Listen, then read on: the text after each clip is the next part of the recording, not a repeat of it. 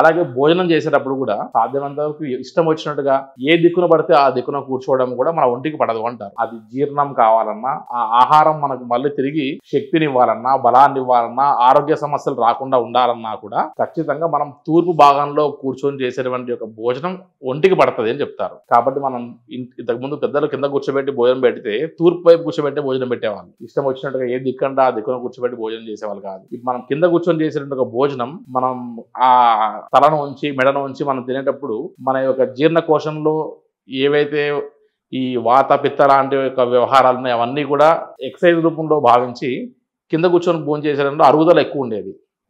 ఇప్పుడు dining tables అనేటువంటివి ఏర్పడిపోయేసరికి కింద కూర్చొని మనం భోజనం చేయలేకపోతున్నాం.